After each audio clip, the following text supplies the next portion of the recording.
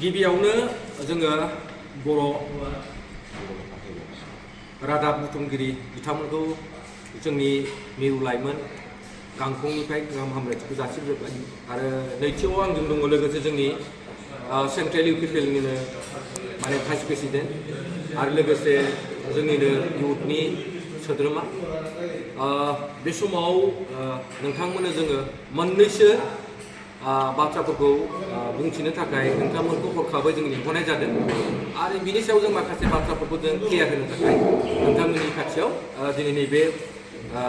नोंथांमोनखौ जोङो हांख्रायहरनाय जादों। दा UPPL हिसाबै क'क्राझारसिम मोनसे थाबैनो लागासिनो दङ माबायदि इमप्रुभ मोनदों पार्टिनि थ्रु रायजो राजाखौ माबायदि सापर्ट होदों बायदि मोनो नोंथांमोना? दाथ' नोंथांमोना नुगौ जिहेतु जोंना थांनाय BTC इलेक्सनाव जिहेतु BPFआ 28टा मेन्डेट लानानै जिहेतु सरकार सालायदोंमोन आरो बे सरकार सालायनायाव जों बयबो मस्ट वेलकाम जासिदोंमोन जिहेतु BPFआ जिहेतु 28टा मासि लानानै गोख्रों जि मेन्डेट लानानै बिथांमोना सरकार सालायबाय आरो उनाव जोङो नुबाय बिथांमोनखौ जे बिथांमोना जे हारसिं सरकार दानो हायाखै आरो बिथांमोनजों आन्दोआव माने बबेबा मोनसे राजनिति हान्जाया जे दंफायो बेखिनि बाथ्राफोरखौ दिनै गासैबो रायजो राजाफ्रा नुनो मोनदों। दा बे बाथ्राफोरखौ जेब्ला जोङो बिथांमोना सरकार सालायनाय समाव जोंनि गासैबो वार्कारफ्रा जोंनि गासैबो मा होनदों मरेल सापर्ट खालायग्रा जोंनि UPPL दोलोनि साफ्रोमबो सोद्रोमाफोरा बयबो मोनसे नार्भासाव दंमोन। दा बे बिथिंखौ लानानै दिनै जोंहा मोनसे लाइमोन गांखंआ जिहेतु थांनाय जोंहा मा होनदों 30-31आव जिहेतु तामुलपुराव जि जोंहा मोनसे कनफारेन्स जादोंमोन बे कनफारेन्सनि गेजेरजों जोङो लाइमोन गांखंखौ गोख्रों जोङो राकेश ब्रह्म आरो लोगोसे फुकन लाहारी रिमान सरेन जों बिथांमोननि नेतृत्वआव जों मोनसे जि टीम जायो आरो बे टीमनि गेजेरजों दिनै जोङो प्रथम जोंनि केबिनेटआवनो जि मोनसे जों डिसिसन लायो जिहेतु जोंनि लाइमोनफोरखौ बा जोंनि जिखिनि UPPL सापर्टारफोरखौ बिथांमोनखौ गोख्रों खालामनोब्ला जों बिथांमोनखौ एनार्जि होफिनोब्ला जों मा खामानि मावगोन सिगाङावनो जोङो नैबे मेगा कार रेलिखौ लानाय जादों। दा मेगा बे कार रेलियाव गोबां मानसिफ्रा दिनै बाहागो लानो थाखाय जोंनियाव फन खालामबाय थादों जोंनि नेताफोरा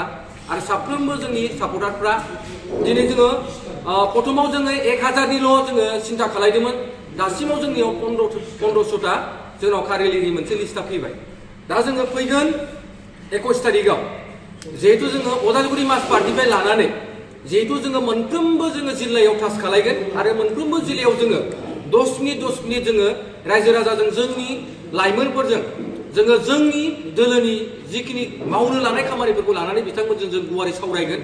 आरो जोङो फैनानै लास्ट इदिनखालिनो 1 डे जि प्रग्राम जोङो फैनानै जों क'क्राझाराव जोङो मा होनदों 6टासोआव जों सफैगोन आरो जोङो क'क्राझार पुरा टाउनजों गिदिंनानै जोङो जोबथा जों एन्डिंखौ खालायगोन जों बनरगाव फिल्डआव आरो बिनिफ्राय नोंथांमोना नुनो मोनगोन जे बेहाय गोबां जोंनि UPPLनि हान्जानि दैदेनगिरि बिथांमोना बाहागो लागोन आरो अब्लानो नोंथांमोना सानगोन जे UPPLआ मोनसे धौबोफिनबाय आरो नोंथांमोना नेक्स्ट अखानायै नोंथांमोना मिथिगोन जे UPPLखौ मा होनदों बयबो मानसिफोरा अनसायो बिटिआरनि 26टा जनगोष्ठीनि मानसिफ्रा बयबो UPPLखौ मोजां मोनो प्रमद बर'नि नेतृत्वखौ मोजां मोनो दिनै राकेश ब्रह्मनि दैदेननाय जि लाइमोन गांखं बेखौ बयबो सापर्ट खालायो होननानै मोनसे प्रमान जागोन आरो बेजोंनो जों मिथिगोन जे फैगोन MLA इलेक्सनाव 15टा सिटआव जे जोङो बिथांमोनजों फेर फाथिनानै फैगोन समाव जोङो 15टानि सिटआव जों जेरैखि जाया 10टानिफ्राय 12टा जों सिट लाबोनो हागोन बियो रोखा जानानै फैगोन। UPPL हिसाबै एलायन्सआव गेलेगोन बा सिंगेलै गेलेगोन फैगोन बिधानसभाखौ लानानै? एलायन्सनि खोथाखौ जों दा लाथ'वाखै जिहेतु एलायन्सआ माने बियो अफिसियेलि प्रसेसआव जाबाय थागोन एलायन्सआ माला जाया बेखौ जोंहा बुंनांगौ जेबो गैया मानोना जोङो दा हारसिङैनो एखेला स'ल' माने माबाजों जों स्ल'गानजों जों माबोरै हारसिङै जुजिनानै 15टा सिटनि गेजेराव जों बोरै 10-12टा जों सिट मोननो हायो बिनि थाखायसो दिनै लाइमोन आरो जोंनि मा होनो पेरेन्ट बडिया खामानि मावबाय थादों आरो बिनि थाखाय जों थैथाम जोंनि UPPL हान्जानि मा होनदों गासैबो दैदेनगिरिफ्रा खामानि मावनो थाखाय प्रस्तुत जानानै दङ। आसा फैगोन विधानसभा बिसायख'थिखौ लानानै नोंथांमोना गोख्रों खामानि मावबाय थानायखौ जों नुदों बेराफारसे मैया डक्टर संग्राम ब्रह्म প্ৰথমে আজি আপোনালোকক আমি এটা কথা জনাবলৈ সুখী হ'ম যে BTC অঞ্চলত আপোনালোকে জানে আমাৰ প্ৰমোদ বড়ো ডাঙৰীয়া নেতৃত্ব চৰকাৰৰ সময়ত গোটেই BTCত এটা শান্তিৰ পৰিৱেশ আছিলে আৰু এই পৰিৱেশত আমাৰ BTC অঞ্চলৰ 26টাকে জনগোষ্ঠী আমি একেলগে শান্তিৰে বসবাস কৰা এটা পৰিৱেশত আমি সুখেৰে আমাৰ ভৱিষ্যত প্ৰজন্ম সকলোৱে ভালকৈ পঢ়া শুনাৰ এটা পৰিৱেশ পাইছিলে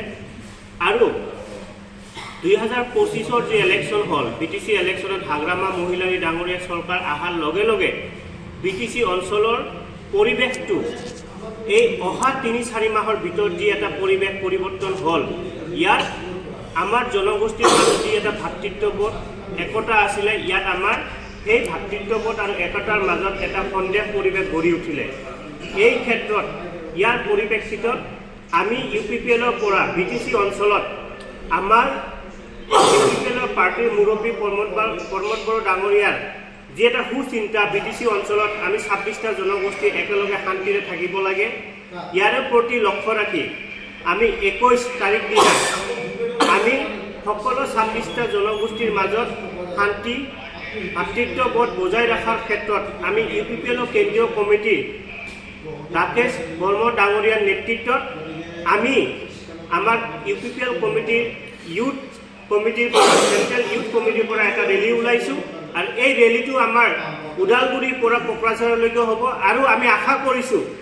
এই ৰেলীৰ জৰিয়তে আমি BTC অঞ্চলৰ সকলো জাতি জনগোষ্ঠীৰ মাজত শান্তি সম্প্ৰীতি ভাতৃত্ববোধ বজাই ৰখাৰ ক্ষেত্ৰত আৰু BTC অঞ্চলত এটা শান্তিৰ পৰিৱেশ গঢ়াই অনাৰ ক্ষেত্ৰত আমি UPPL কেন্দ্ৰীয় কমিটি ইউথৰ পৰা আমি গোটেই জাতি জনগোষ্ঠীক এটা মেছেজ দিব বিচাৰিছোঁ আৰু অহা যি 26ত বিধানসভা ইলেকশ্যন আমি আশা কৰিছোঁ যে BTC অঞ্চলত 15টাকে যি MLA সমষ্টি আছে ইয়াত আমাৰ UPPL যি কেণ্ডিডেট তাক জিকাই লৈ যোৱাৰ কাৰণে যিখিনি আমি চেষ্টা আৰু BTC অঞ্চলত 26টা জনগোষ্ঠীয়ে আমি আশা কৰিছোঁ তেওঁলোকে সঁহাৰি দিব তেওঁলোকৰ নিজৰ যি ইচ্ছা আমি BTC অঞ্চলত শান্তিৰে বসবাস কৰিব পাৰোঁ একেভাৱে থাকিব পাৰোঁ ইয়াৰ প্ৰতি লক্ষ্য ৰাখি আমি সকলো জাতি জনগোষ্ঠী আমাৰ UPPLৰ কেন্দ্ৰীয় ইউথ কমিটিৰ পৰা সকলোকে আহ্বান কৰিছোঁ যাতে আপোনালোকে আমাৰ এই ৰেলীখনত সঁহাৰি দিয়ে কেইটামান গাড়ীটো ৰিলেট কৰিব আমি এতিয়ালৈকে আমাৰ এষ্টিমেট টাৰ্গেট গাড়ী অলৰেডি 1500 গাড়ী আৰু ইয়াত আমাৰ প্ৰত্যেকটো ডিষ্ট্ৰিক্টৰ পৰা পাৰ্টিচিপেশ্যনটো থাকিব আৰু ইয়াৰ মূল নেতৃত্ব আছে আমাৰ কেন্দ্ৰীয় কমিটি ইউথ চেলৰ পৰা থাকিব কেইদিন কাৰণে সেইটো প্ৰগ্ৰামটো আপুনি আমাৰ প্ৰগ্ৰামটো হ'ব এদিনীয়া প্ৰগ্ৰাম আমি ওদালগুৰিৰ পৰা আৰম্ভ কৰিম গোটেই BTC ভ্ৰমণ কৰি পিনে আমি কোকৰাঝাৰলৈকে ৰেলীটো শেষ কৰিম ঠিক আছে